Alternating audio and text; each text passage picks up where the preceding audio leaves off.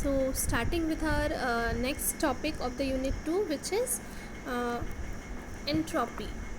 ठीक है, एंट्रोपी क्या होता है? It is actually the average information content of symbols. पहले तो हमें इंफॉर्मेशन पता है, इंफॉर्मेशन निकाल लिया.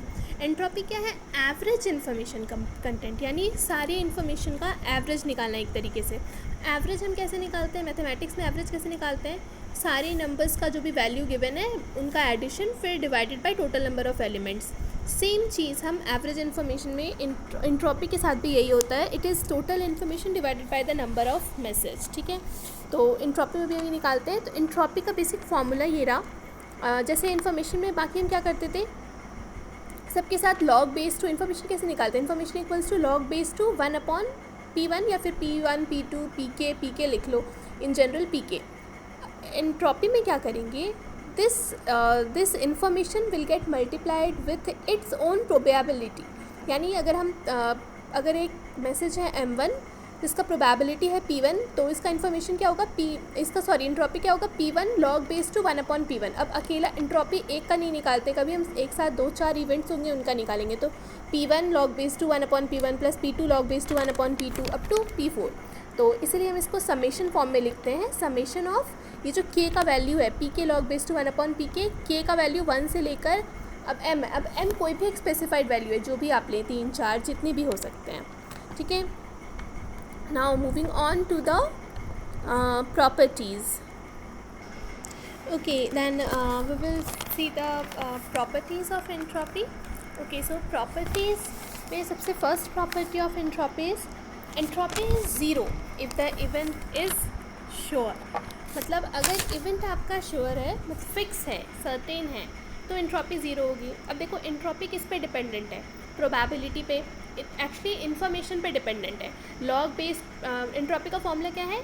समेशन में PK log base two 1/PK. अब ये लॉग बेस टू 1/PK क्या है? इन्फॉर्मेशन है. और हम क्या बोलते थे, जब हमारा कोई अगर किसी इवेंट के होने की प्रोबेबिलिटी 0 है या फिर 1 है, तो इन्फॉर्मेशन कितना आता था हमारा उससे? 0. जब इन्फॉर्मेशन ही 0 आ रहा है तो एंट्रोपी क्या आएगा? एंट्रोपी क्या है actually? Information multiplied with the probability. जब इन्फॉर्मेशन ही 0 है तो प्रोबेबिलिटी कुछ भी हो जाए, इन्फॉर्मेशन तो 0 ही होने वाला है, यानी एंट्रोपी 0 ही होने वाला है. इसीलिए एंट्रोपी इज़ 0. ये सबसे पहली प्रॉपर्टी है. इसका प्रूफ भी यही है जो मैंने बताया. एंट्रोपी निकाल लो, एंट्रोपी 0 हो जाएगा. Entropy multiplied with its probability, it will be 0. ठीक है, नेक्स्ट प्रॉपर्टी है when PK equals to 1/M for all M symbols. तो ये सिम्बल्स क्या होंगे? Equally likely. ओके, सो ये बता रहा है हमें कि अगर प्रोबेबिलिटी हमारी 1/M है, अगर M सिम्बल्स है, यानी अगर इफ़ यू हैव 3 सिम्बल्स तो प्रोबेबिलिटी इज़ 1/3. अगर 8 सिम्बल्स है तो प्रोबेबिलिटी इज़ 1/3. तो अगर हम, इसका मतलब क्या है कि ये सिम्बल्स इक्वली लाइकली, और जब इक्वली लाइकली हैं तो हमारा एंट्रोपी देखो H जो है, H equals to log base two M. ये जो H है ना, it is a symbol use to show the entropy. Capital H से हम एंट्रोपी शो करते हैं. तो H is equals to log base two M. ये है सेकेंड प्रॉपर्टी. ठीक है, थर्ड प्रॉपर्टी क्या है? Upper bound on entropy is always equals to, यानी maximum value of the entropy can be log base two M. ठीक है, तो सबसे पहले प्रूफ में क्या करना है कि अगर एंट्रोपी 0 है तो इवेंट यानी श्योर है, यानी तो H इज़ इक्वल्स टू भी 0 आना चाहिए. तो अगर हम एंट्रोपी को 1 रख लेते हैं तो entropy equals to PK log base two 1/PK. तो PK को 1 करो, 1 लॉग बेस टू 1 इज़ 0.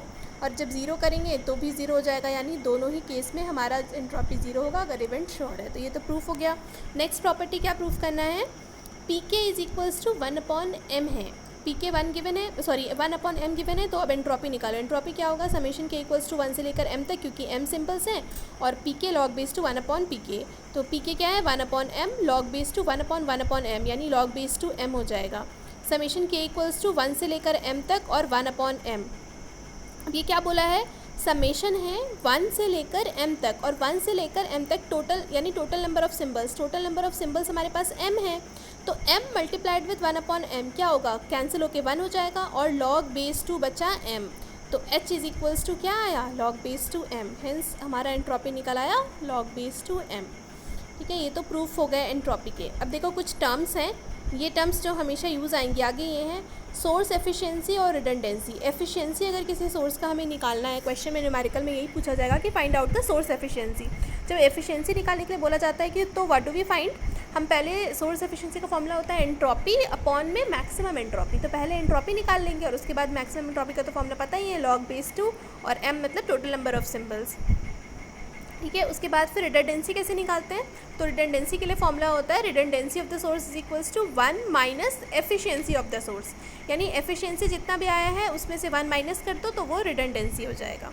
उसके बाद एक और टर्म आता है इन्फॉर्मेशन रेट। इन्फॉर्मेशन रेट को हम कैपिटल R से डिनोट करते हैं और capital R equals to small r multiplied with h। h क्या है, एंट्रॉपी, और ये स्मॉल r क्या है, ये वो रेट है at which the message is generated. ये जो स्मॉल आर है ना, it will always be provided to you, हमेशा हमें गिवन होगा न्यूमेरिकल में, और हमें कैपिटल आर निकालना होगा इन्फॉर्मेशन रेट। अब देखो इन्फॉर्मेशन रेट का भी कुछ वो बिट है, तो बिट कैसे निकालते हैं, capital R is equals to small r का बिट यूनिट क्या होता है, मैसेज पर सेकेंड, क्योंकि रेट है किस रेट से, तो रेट क्या होगा, बिट पर सेकेंड, और एंट्रॉपी का यूनिट क्या होता है, इन बिट्स पर मैसेज।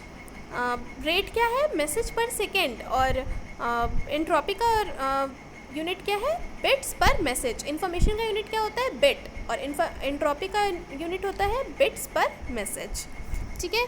तो ये टर्म्स हो गए एंट्रॉपी के साथ। एंट्रॉपी का यूनिट भी हो गया इन्फॉर्मेशन बिट्स पर सेकेंड। अब देखो इसमें से मैसेज कैंसिल हो गया, तो बच्चा क्या है, information bits per second, which is the unit for R, capital R क्या है, इन्फॉर्मेशन रेट। अब देखो जैसे एक एग्जांपल देख लो, इसमें लिखा है एक डिस्क्रीट मेमोरीलेस सोर्स है और जिसमें 3 सिंबल्स हैं, P1 और P2 गिवन है, P1 अल्फ़ा है और P2 और P3 इक्वल्स हैं, मतलब दोनों का दोनों जो सिंबल्स हैं वो दोनों एक दूसरे से बराबर है। तो अब हमें एंट्रॉपी निकालना है।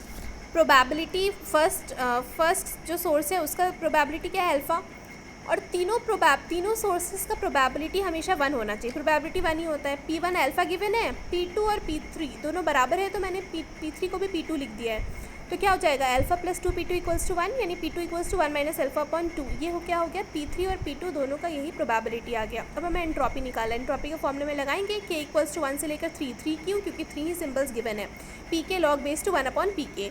तो बिठाओ फॉर्मूला में बस P1 का वैल्यू, P2 का वैल्यू और P3 का वैल्यू, और इसको सॉल्व करेंगे तो we will have the following given, जो भी आया, alpha log base two 1 upon alpha plus 1 minus alpha log base two 2 upon 1 minus alpha. तो ऐसे ही क्वेश्चंस आएंगे, we will solve such more questions in the class, and similarly I will give the same problems होंगे ऐसे ही, which I will give you in assignments. करते जाओगे तो it will be more clear to you. Okay.